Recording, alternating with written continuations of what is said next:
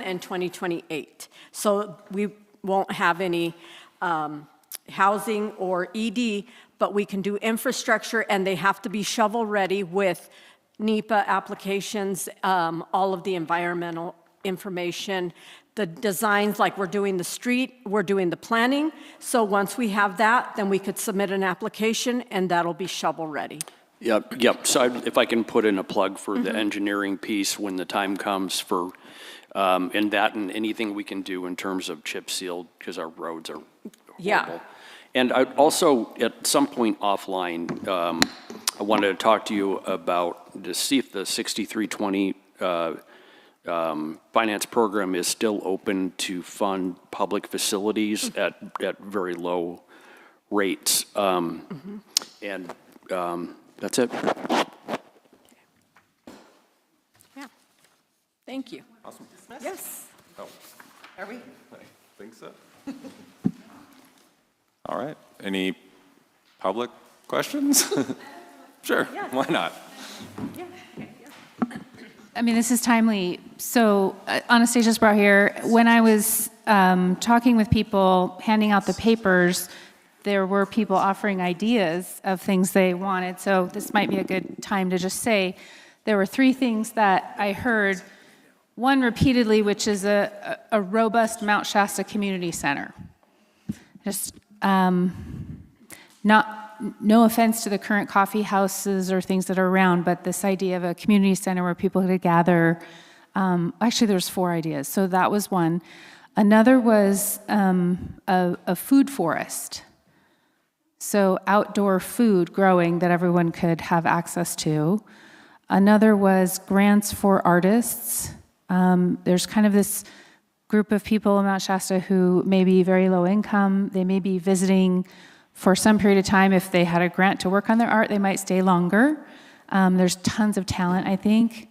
And then the last one was, and I don't know if this fits with what you're doing, so yeah, grain of salt if not, but cost of living, like support grants for very low income people.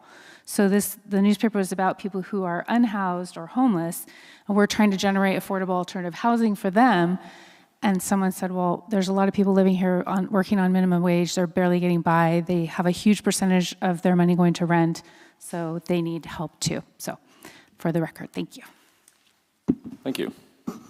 So in the past, Mount Shasta was actually the head of, during COVID, we had COVID funding. So the city of Mount Shasta was the one that was allocated money, and we did the subsistence program, and they provided food commodities during COVID. You had to be affected by COVID. And we also did rental mortgage assistance for up to 3 months, and we did utility assistance, and that was all through the city of Mount Shasta. And that application was for all of Siskiyou County.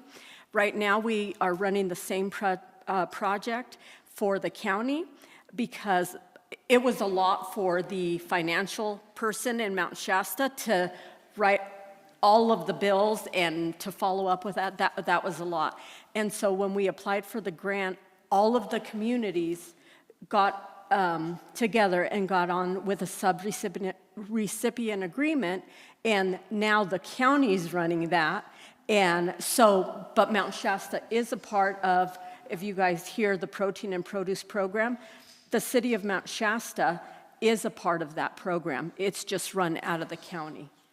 And for public infrastructures, I'm helping write a $3.3 million grant for the new fire station for Wairika right now.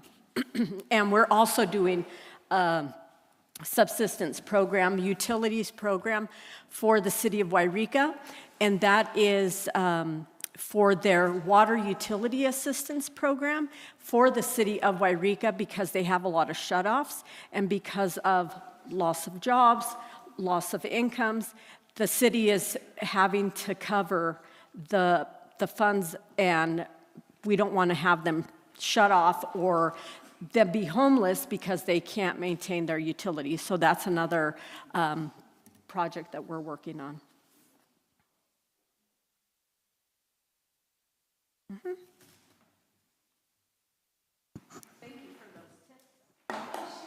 Thank you.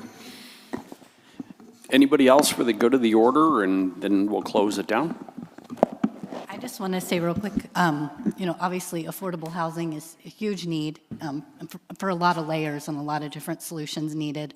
And then it's funny, Anastasia, that you mentioned the rec center, because just a few days ago, I was talking to one of my neighbors, and we were talking about, she's got like a glass kiln for making jewelry, but she has no place to put it.